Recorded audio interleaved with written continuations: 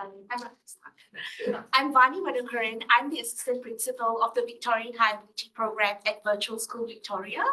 And today in our panel, we're going to be talking a bit more about how we can continue expanding VHAP beyond the program.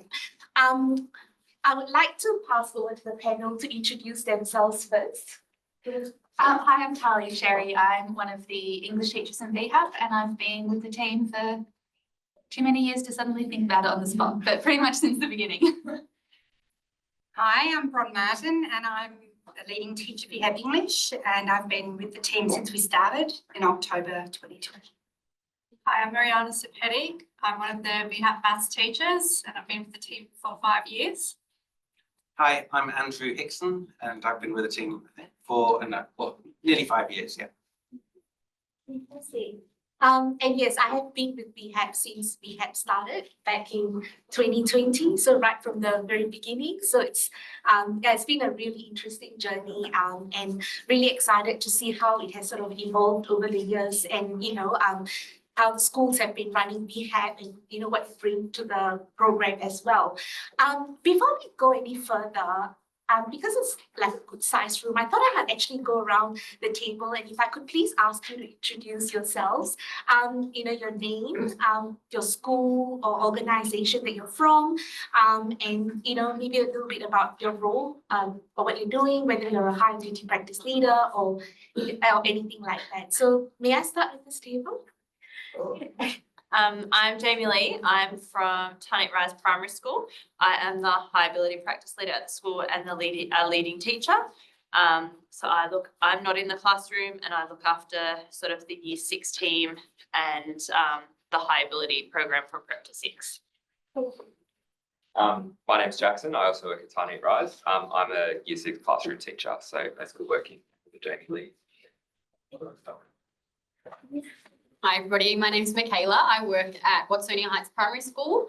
I'm out of the classroom part-time. I work part-time. I'm out of the classroom the whole time, and I'm a learning specialist for curriculum and assessment. Hi, my name is Sarah, and I also work at Watsonia Heights Primary School doing the same thing. Hi, I'm Danny. I work here at Ches teaching algorithmics, and I'm working with the people at VSV on the maths program for VHAP.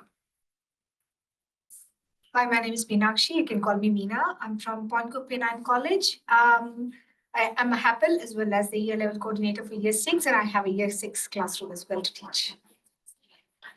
I'm Jacqueline Wilson. I'm from Vermont Secondary College. I'm a maths, physics, digital technology, general science teacher, organised programs for the school, and the HAPL. Nice. Julie, Head of Science at Parkdale Secondary and HAPL there. I'm Lauren. I'm from Mansfield Primary School. I'm the leading teacher for student excellence. So I'm the HAPL, and I'm in the classroom 1 day a week and out of the classroom 4. I'm James. I'm from Swanhill College. I'm a leading teacher and the high ability leader. I'm Eleanor, and I'm from VHAP, and I teach Years 5 and 6 maths as well as 7 and 8 maths. When I say teach, coach, and facilitate is a better term, and love it. Hi, I'm Annika. I'm from Keysborough Secondary College. I teach science and math, and I'm also the assistant gate and STEM leader. Hi, I'm Indra. I'm from Keysborough Secondary College like Annika. So I'm the learning specialist and HAPL, looking after VHAP, looking after our own enrichment program from 7 to 10 and STEM. Hi, I'm Saba at Bentley Secondary College. I'm the HAPL, and also I've got a full-time maths load, and I also teach some of our GAT classes, our gifted and talented programs. Hi, I am Nicole. I'm from the Department of Education, so not actually in a school. I'm an ex-teacher, but I work with Vani to lead the VHAP program from the department side of things. Meg, I work at Eastwood Primary School and Deaf Facility, and I teach grade 5. And me, I am Pratima. I am the VHAP Maths teacher. Teaching VHAP Maths 5, 6, and 7, 8. And yeah, this is my 5th year of teaching, 5th year of VHAP too, I believe. Yeah. I'm Dean, I'm the Extension Enrichment Coordinator at our school, so a leading teacher teaching sort of 2/3 load and 1/3 to do the HAPL and other things with chairs and things like that. Fantastic. And a very warm welcome to all of you and also everyone online. If you wouldn't mind turning on your cameras and just say a quick hi if you like. And may I please also ask those online if you could just put in the chat your name, your role in the school. That would be really great. It will help me understand the audience that we've got today so that we can sort of tailor our panel today. Having, heard all the introductions, I'm hearing a lot of familiar names. So you must have probably gotten multiple emails from me, and I've also seen, many familiar faces. So it's a really nice connection to make. Also, so we all know about the VHAP, but I might just give a really quick introduction. So at Virtual School Victoria, we are delivering the Victorian High Ability Program, which is a student excellence program run by the Department of Education. For those of you who may not know this, but we are a 10-week course, and we've got new cohort of students every term joining to VHAP. We have about 5,000 students a term across the whole state. So it is a really big, huge undertaking and initiative across the state. We have synchronous WebEx classes that also run alongside the asynchronous content that is on the LMS VSV Online, which you may or may not be familiar with. And these students can also engage with the course material on VSV Online outside of their usual scheduled class time. So today, the panel from VHAP, we will outline and discuss how classroom teachers and curriculum leads can take this program further in schools. And we'll probably also be talking about certain suggestions on how classroom teachers can continue building upon the program and what's been started in both the Maths and English courses. So I'll start off with my first question, and I'm sure that you have questions along the way, but I will make sure that there'll be opportunity for you all to ask questions or contribute to this discussion today. So my first question, Bron, how can HAPLs best support their students during VHAP? Great question. And the first thing I'd say is to be curious, talk to the kids. Take the advice with that opening email about what you can do to equip students to engage well from lesson 1, and be on the front foot with knowing they can log in and having your IT person on board to support them to participate as best as they can. Through the program, as they work through the 10 weeks, ask them about what they've been doing. Ask them, invite them to share their work they've done with you and with their classroom teacher. So the other thing is, you've just absolutely demonstrated through introducing yourselves is as HAPLs, you all have different roles in the school. You won't always teach the kids that are participating in VHAP. So it's really important the maths or English teacher who has the kid who's doing VHAP knows about that and is also aware of the work they're doing in VHAP, and remembering that guiding frame that high ability extension is instead of, not in addition to, as often as possible.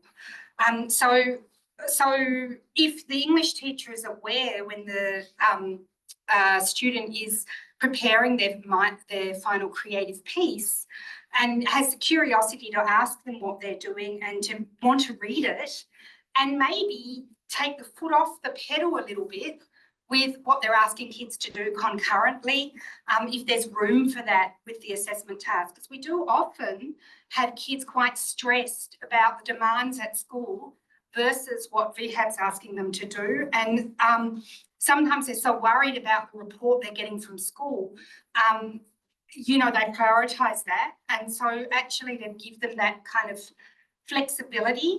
The other thing is to be listening to them and responsive at school if kids tell you they're bored or if kids tell you it's not engaging. Rather than be affronted, to have that line of curious questioning about why, what is it about what you're being given to do that isn't stimulating you, and then trying to actually address that rather than be affronted by a kid being honest that they're not engaged. All this leads into actually trying to develop cultures of inquiry around how to best cater for high ability kids and to be using the structures you've got in place within your school and between schools to be developing capacity with teacher understanding about what they're doing in VHAP and how to engage and keep taking the kids forward beyond VHAP. So we've got things in our program that if you haven't already, I would really encourage you to look at all the extension tasks that can take things forward. The VHAP finale, which particularly in the case of English, Andy will talk more about maths, but particularly in the case of English, there's over a term's worth of work there. If you took the VHAP finale, in the finale, we're suggesting to the kids they negotiate with their classroom teacher about how to move forward. There's reading lists there that they can, compare and contrast with set texts, or English teachers can maybe let kids replace the set text with a text that's in the reading list. But you need to know it's there, that all that material's there.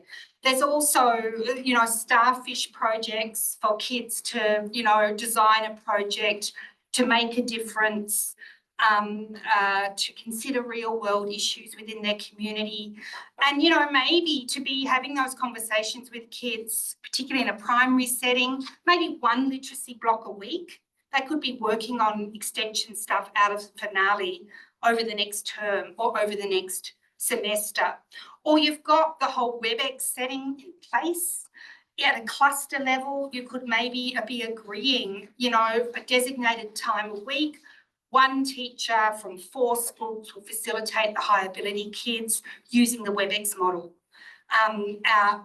with framing essential questions and things. And then, over a year, that would give each school, if 4 schools work together collaboratively on that, that would give each, if you can get your timetabling in line, that would give each school a voice in that sort of setting.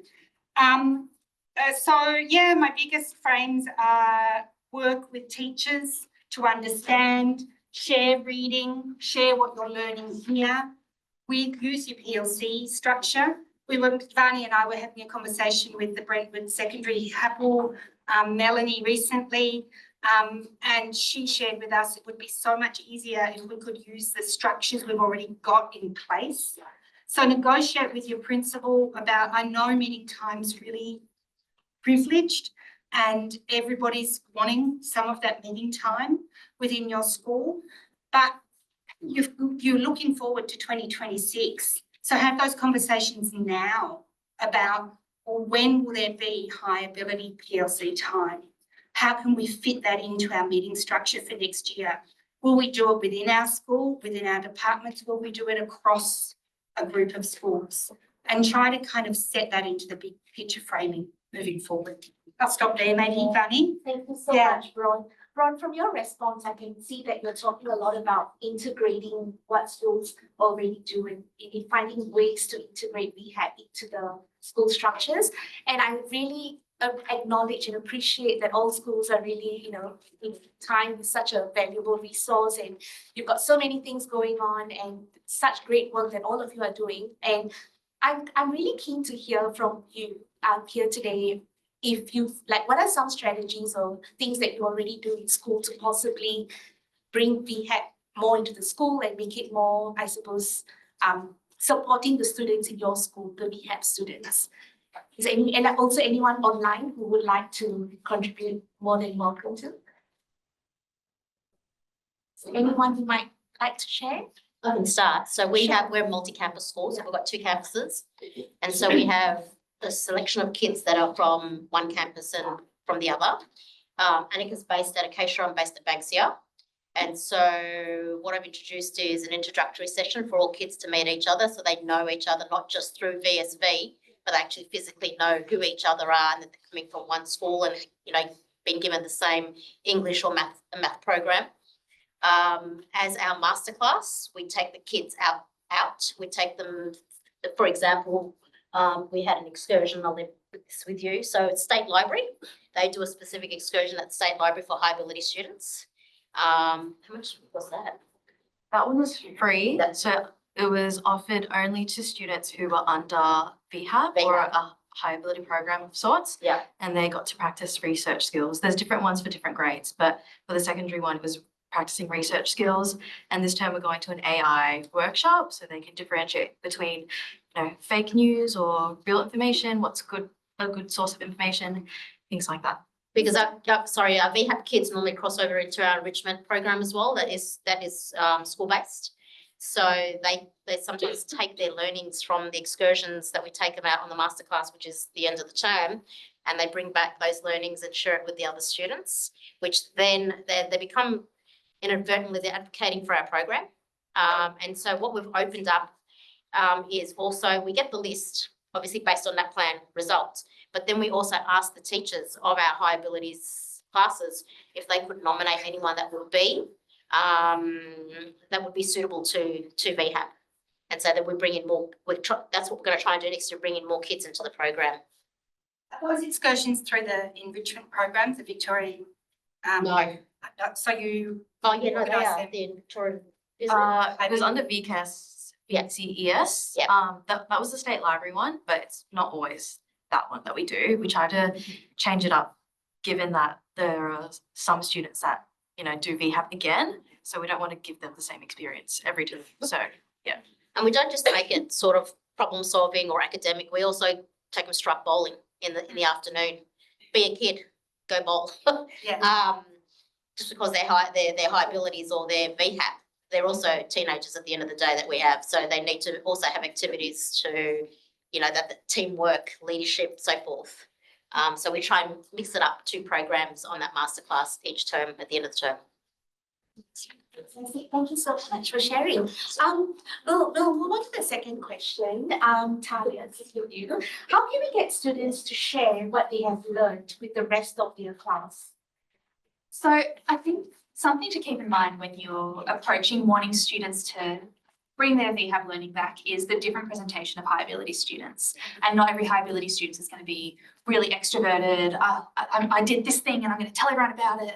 Like there is a huge percentage of students we see who are very, very reserved, just kind of want to do their thing. Yeah, just don't look at me too much. So one thing that we love seeing, and we've heard such fantastic reports back from students and HAPLs and school communities, is the pride that students feel and the way that they kind of feel enabled to come out of their shells is when VHAP is made really, really visible in the school community. So it is something that is talked about widely and broadly and with a lot of, what's the word I'm looking for? Insert positive adjective here. Yeah. Celebrate. Yeah, celebrate. Thank you. I think we can all agree it's just term 4. But so whether it might be publishing students' work in the school newsletter or their VHAP certificates presented at assembly or something, that sense of the culture of celebration does wonders for the students in helping them come out of their shells. We also really love hearing about sort of mini learning showcases that students are able to run where they can take a concept they've learned in any of the 4 courses and present it back to their classroom. So whether that be running a mini lesson on grammatical techniques for setting if they're doing the primary English course, or on the concept of zero or infinity, or all these amazing things that come through in maths as well. So learning showcases, mini workshops that students can run. And we did hear with Tom this morning about engaging students as teachers or more knowledgeable others and things like that.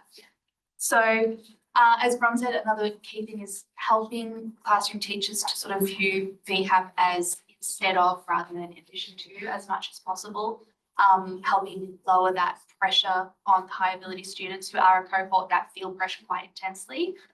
So being really mindful of that. And then just checking in with the students on a regular basis, keeping abreast of the curriculum in the 4 VHAP courses, what the topics are covered. In the primary English VHAP, we have a printed activity booklet for our students that we ask them to work through throughout the course. Keeping on top of that, checking in, seeing what they're writing. That's going to be implemented in the secondary course next year as well. And their maths workbooks or working out sheets, just kind of keeping on top of what they're doing in the lessons and celebrating their achievements as well. Yeah, just little things like that. Thanks, Tanya. That was very helpful. I'm just also keen to hear from from audience and those online. Are there any things that you do in school to support or celebrate students' involvement in VHAP? Do you have assemblies where you give out certs and things like that? Is there anything would you like to know? So when we're giving out awards and things like that, if it tees up at the end of the term, Yeah. we'll print certificates and hold on to them until then. And then when they're giving out subject awards, then they will go out as their separate category. If it's not, we also try to flip it on the other side. So if an assembly is called behaviour management, one of those ones, well-being, it will be put on at the end to finish it on a good note. Yeah. Yeah, that's wonderful. It's a wonderful way to celebrate the students' involvement, engagement, and learning in the journey. Thank you. Thank you for sharing. Mary, I've got the next question. Mary's a VHAP Maths teacher. So in VHAP, the use of the 3 E's is commonly discussed. Can you explain more about the 3 E's and how you can develop an extended program that builds on each of these lessons? 3 E's really sit at the heart of our approach. They're not marks on rubrics, they're internal measures of quality. They help students think with precision, independence, and creativity. So I'll walk you through the 3 E's, but there's a handout on your table for reference.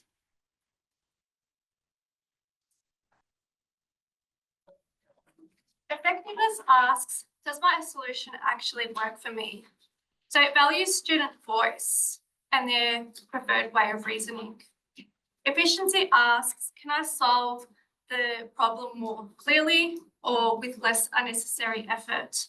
So it really rewards thoughtful innovation, clever shortcuts, show insight, not carelessness. Elegance asks, is there something beautiful, surprising, or original about my solution? It invites students to see thinking itself as creative, even artful. So once students begin reflecting through these lenses, their focus shifts. So it's no longer about getting the answer right, it's about improving the quality of their thinking. Students will ask, does this really show my reasoning? Could there be a smarter way? Is there a more elegant way to express the idea? And that's when the change really happens. So the 3 E's gives high ability learners shared language for excellence. And they start thinking about what they know, but not just about what they know, but how they know it. So once students understand the 3 E's, the next step is to keep that mindset alive. So we do this through a self-directed term-long project that grows directly from one of the VHAP big ideas. And the goal is to give students time and space to explore, experiment, and apply their learning independently. And each project culminates in a final product where students evaluate using their own interpretation of the 3 E's. So this keeps reflection and creativity at the centre, just like VHAP. I'll give you a couple of examples. In mathematics, students might take on a personalised optimisation challenge. So again, the goal isn't to get the textbook answer, but to design one that's deeply effective for their own reasoning style. They're recognised for efficiency, finding smarter, more elegant methods, and for elegance, when their thinking shows originality or mathematical beauty. In English, it might take the form of a critical authorship project. So here students craft a piece that's effective in expressing their authentic voice, efficient in communicating meaning with precision, and elegant through style, insight, and originality. So across the subjects, the pattern is consistent. So firstly, students choose a big idea that connects with their interests. They explore it through the 3 E's, and they produce something that shows not just what they know, but how they think. So it's a structure that moves students beyond high performance into deep engagement, and it transforms VHAP from that short-term program into a year-long continuum of inquiry, reflection and creativity. So in essence, the 3 E's gives us a living framework for excellence. And the self-directed project is the vehicle that sustains it. And together, they extend VHAP beyond the 10 weeks, helping our students move from talented learners to independent, critical and creative thinkers. Thank you for reading that, Marcelo. And the handout is on your table. You're welcome to take a copy of it and, think about the 3 E's and how they can sort of be applied in your setting as well. Now, I guess one of the things that we often think about is at the end of VHAP, after the 10-week program, what do the students do?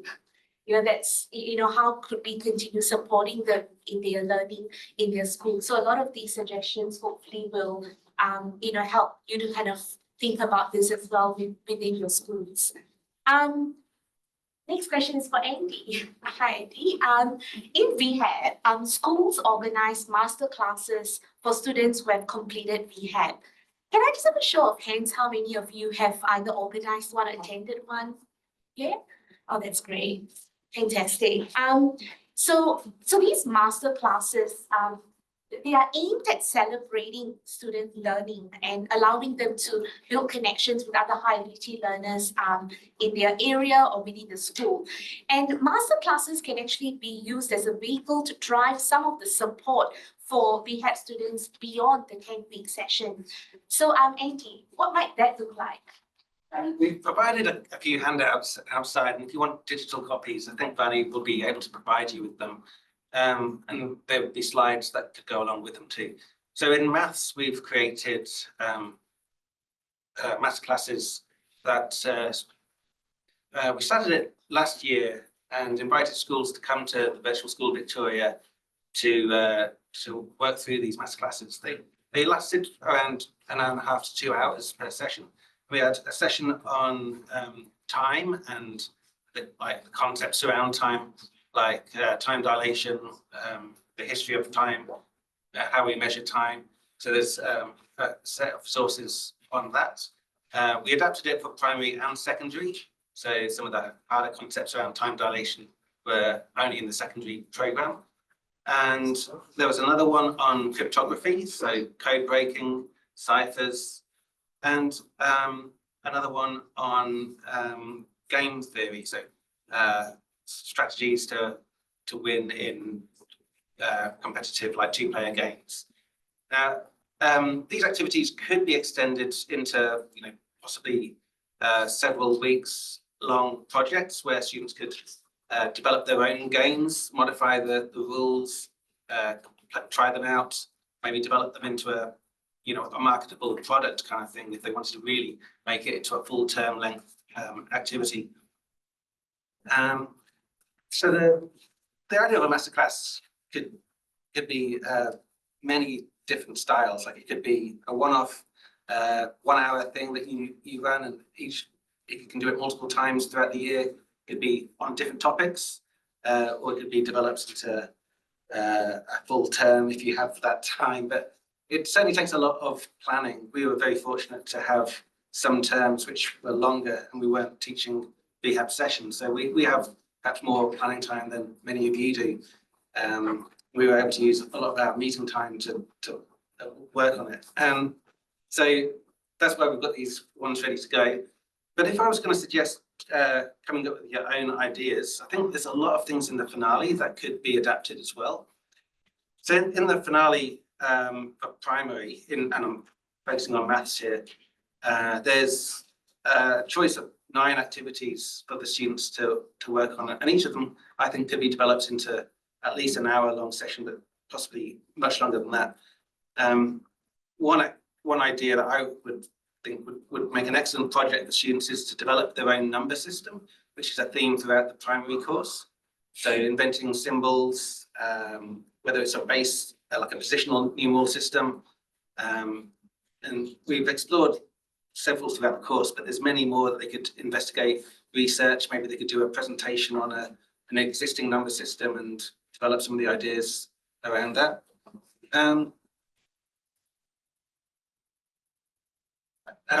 Sorry, to plan a masterclass though, as I said, it takes a lot of organising.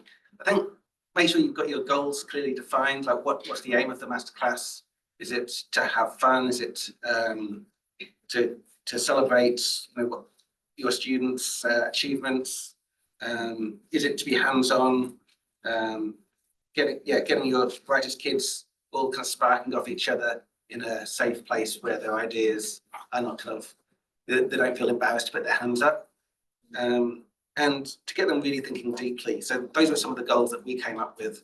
And we used a lot of the structure from the Maker model and Bloom's, like the higher levels of Bloom's in our planning, so that we were, really targeting the deeper aspects of learning. So less about, just learning and understanding, but applying and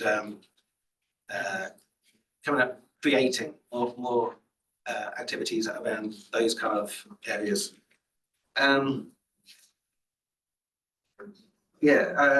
Definitely email us if you want to get copies of those resources. And I don't know if there's any questions related to developing masterclasses or how you might run them, but happy to take any questions if there are any. And if you want to know about the English masterclasses, maybe someone from the English team could speak. Hi. Hi, I was just going to say what a great resource those masterclasses are, because like you were saying, it's so hard to find time to develop your own. So we took a group of 30 or so kids and the maths ones particularly, the time one, I was at that one, and the game, that the kids loved it. Like it was fantastic. And I didn't have to do anything except take them. So it was really, really good. Yeah. I think the thing, because I went to the last one that you ran last term, the thing that stood out to me was that the kids were working with kids from other schools. Yes. So they weren't just working within that one school.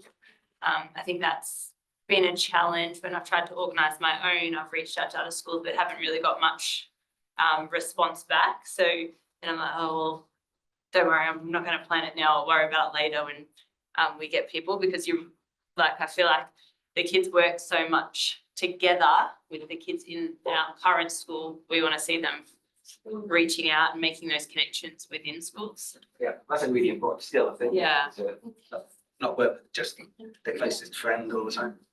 So we did at VSB, we ran like we trialed master classes, but hopefully next year there will be we'll think about maybe potentially doing it by networks, to support couples to connect with each other within your network so that you can continue this great work that you do in your local area. And I might share the one with Brentwood as well, that Bron and I had the privilege to attend the master classes run by Melanie Heppel from Brentwood Secondary College, and they ran master classes for schools within their area. So there were like 6 schools that attended that master classes in her area, and it was just really wonderful to see how the Heppels sort of connected and supported each other within their network, knowing that, the allotment and I suppose the time that you've got to do your role varies quite greatly from school to school. So, hopefully moving forward, we can work towards supporting schools in building capacity to continue running, masterclasses, or even supporting the students beyond VHAP, because really keen on the big picture here. VHAP is a 10-week course, but really keen to sort of look into how we can continue supporting these students even beyond VHAP. Can I just ask a question? If I'd like you guys to come and run a masterclass, say at Keysborough, secondary, how would I go about organising that?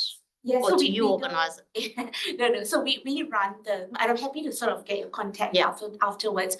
We run them sometimes, so it's not something that we do like just for schools.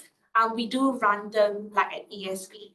And we just invited a few schools just to kind of see how it goes. We trialed it last year, but we are all sort of involved in teaching the VHAP course, so that's sort of our main work. But I'm happy to connect with you later and maybe take your name down. So if we do run something in the future, we can put the call out to see if you'd be keen to attend.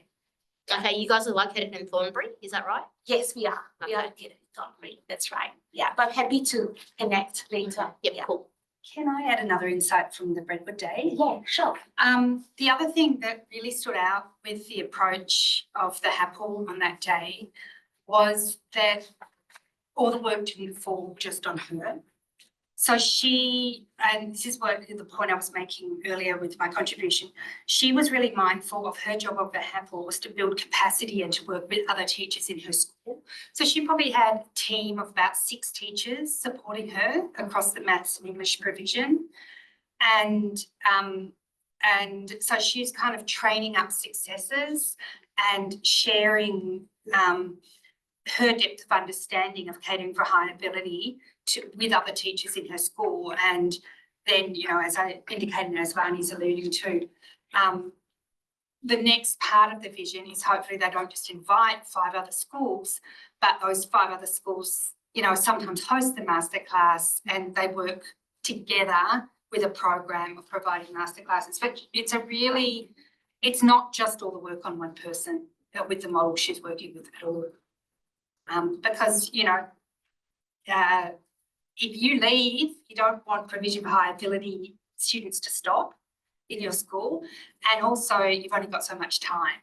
And so you know, if you get a team around you that can work together to really understand it, that's great. Thank you, Ron. Fantastic. So we've got one more question for our panel. That's for Talia. How might you be able to collaborate with local schools in planning masterclasses? We know it's an issue, and as Jamie Lee said, like it can be hard if you put out the hand and no one grabs it. But it is something that we would love to happen widely across the state, whilst acknowledging the difficulties of it. We do try to group students in their VHAP classes as geographically as possible. Unfortunately, it doesn't always work, but for the majority of our classes it does. And that's kind of with the intention that if the schools in that little area or pocket or town or whatever do get together, the students already have a couple of familiar faces. So that is like one of the key things we do sort of administratively from our end. It's also maybe if you need a little carrot to dangle at some of the other schools in your area, it's a really good PL thing. It ticks off a couple of standards on the APST, so they can put that in with VIT. Locally, definitely check what's happening in your area.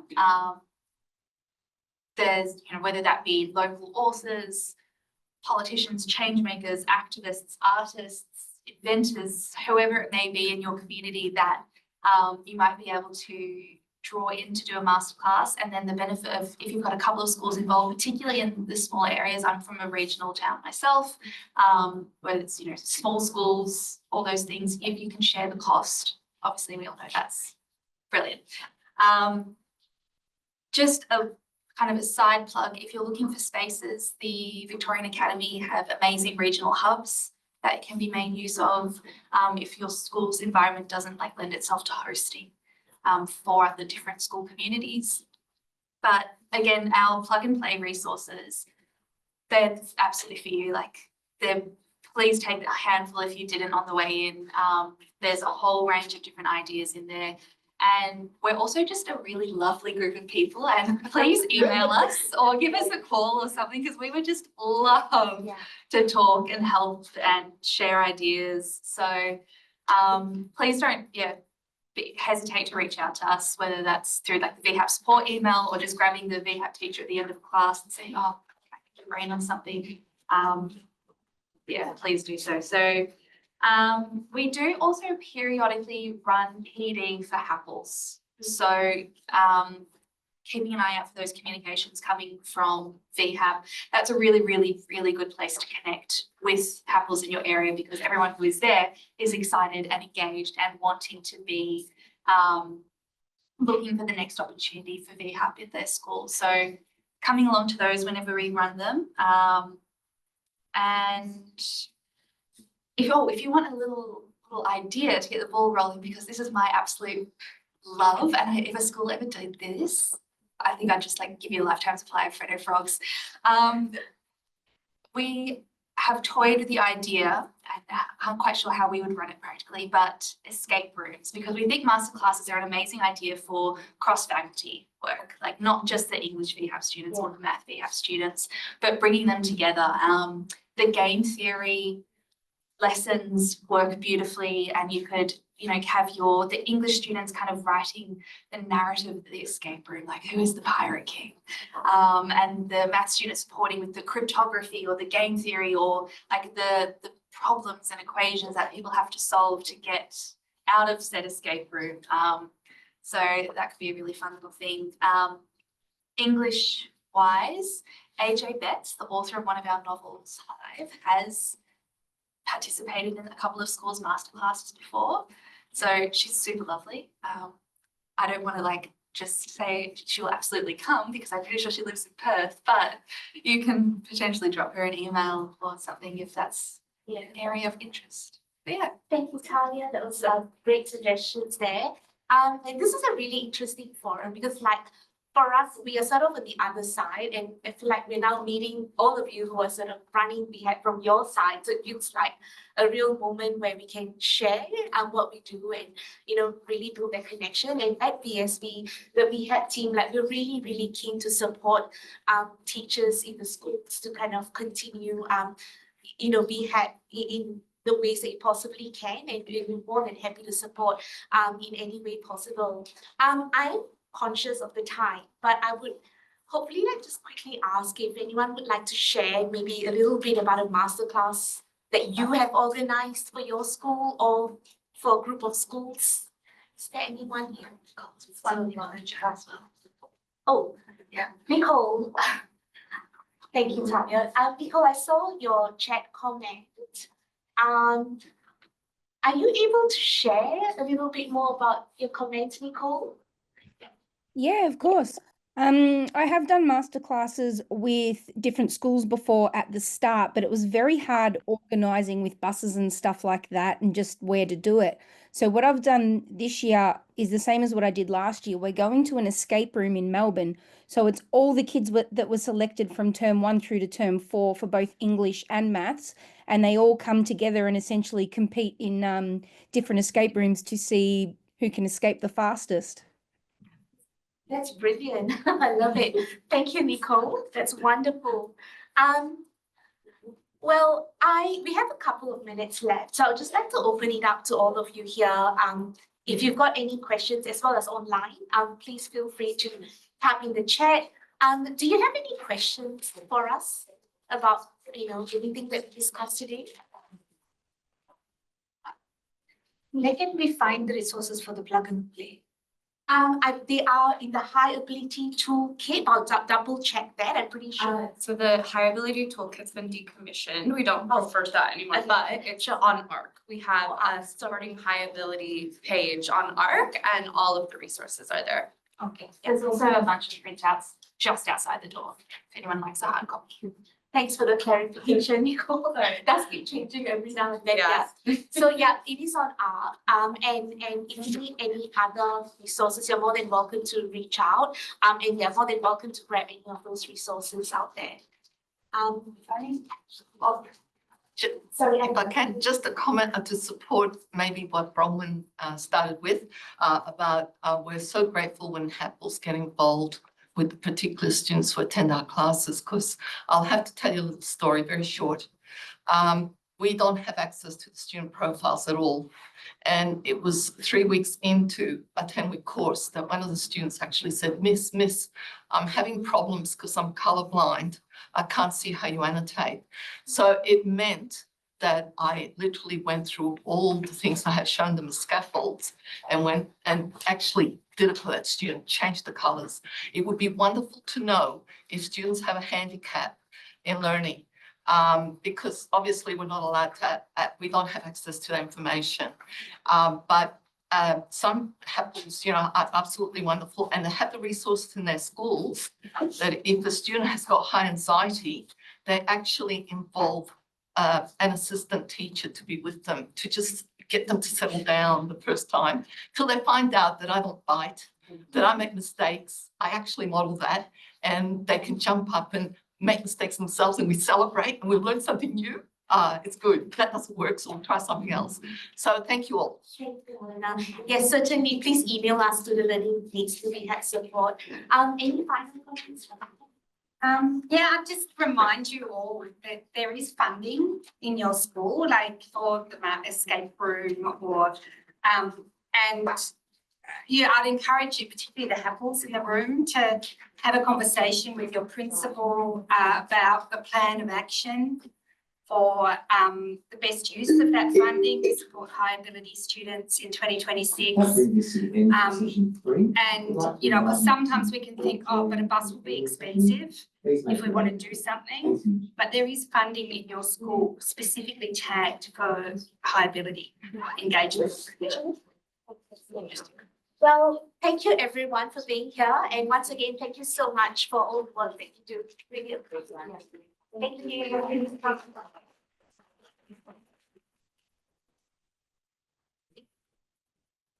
Hi,